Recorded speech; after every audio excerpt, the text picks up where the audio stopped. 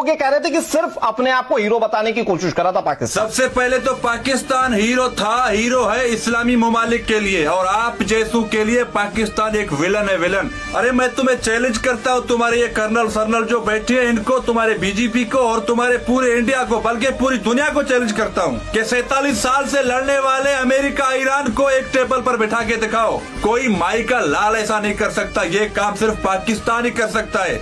General Asim Munir ही कर सकता है, वजीर आजम शहबाज शरीफ ही कर सकता है। तुम्हारी क्या औकात है? दुनिया का कोई ताकत तरीन मुल्क ऐसा नहीं कर सकता। तुम क्या बात कर रहे हो? पाकिस्तान हीरो था, हीरो रहेगा, और वो हीरो है पाकिस्तान अपने दोस्तों के लिए। तुम जैसों के लिए, दुश्मन के लिए पाकिस्तान विलन है और एक बुरी ख्वाब है जो तुम्हें बार बार डराती है, तुम्हारे आर्मी वालों को। तुमको पाकिस्तान ने कुछ बड़ा तीर मार दिया है डिप्लोमेसी की दुनिया में। पाकिस्तान, गौरव आर्या, मानो या ना मानो, तीर तो हमने चलाया है, और इस बार हमारा चलाया हुआ तीर तुम्हारे सीनों में नहीं बल्कि मोदी, बीजेपी और तुम जैसे बीजेपी के दलालों के पिछवाड़े में घुस गया है। पहले मुझे ये बताइए, आपको ये जो ट्रंप का गाली देना है ये कैसा लगा? आपको क्या समझ में आ रहा है? इतनी गालियों पे क्यों उतर आए?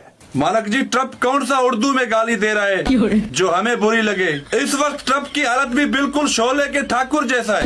जब गब्बर ठाकुर के दोनों हाथ काट देता है तो ठाकुर कहता है, गब्बर कुत्ते कमीने में तेरा खून पी जाऊंगा।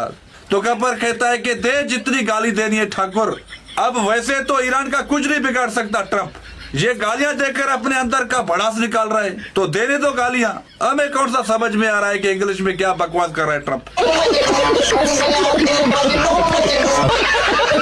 भाई हम पाकिस्तान को दलाल के दें, और पाकिस्तान वो एक्टर हो सकता है जो अमेरिका के इशारों पर नाचे, लेकिन हम वो एक्टर नहीं हो सकते। गरिमा जी, सबसे पहले तो मैं आपके उम्र का लिहाज कर रहा हूँ। आपका एक पैर शमशान में है, एक पैर घर में, और बैठकर पाकिस्तान के बारे में उल्टी सीधी बातें कर रहे हो। अपने सफेद बाल तो देखो। इस उम्र में बंदा बैठ के इबादत करता है, पूजा करता है, तुम बैठकर बीजेपी की दलाली कर रहे हो। और बोलना तो तुम्हें आता ही नहीं है, तुम्हारी आवाज ही नहीं निकल रही। पता नहीं तुम्हारे टीवी का स्पीकर फटा हुआ है या तुम्हारा अपना स्पीकर फटा हुआ है। और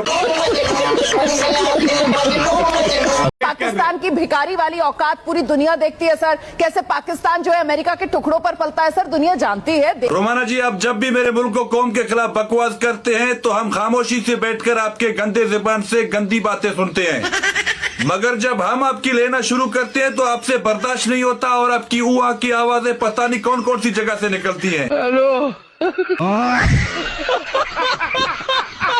मेरा सवाल है, ये जो पाकिस्तान दलाली कर रहा है या मध्यस्थता कर रहा है, इसको लेकर जो यहाँ पर सेलिब्रेशन मोड चल रहा है उस पर आप अजीब बात है। पाकिस्तान को दलाल भी वो लोग कह रहे हैं जो हर 6 महीने में अपना बाप बदलते हैं। और दूसरी बात ये है कि तुम्हारे नरेंद्र मोदी को भी इस्लामाबाद में इनवाइट किया गया है, क्योंकि मेहमानों को चाय पिलाने के लिए भी तो कोई बंदा चाहिए ना।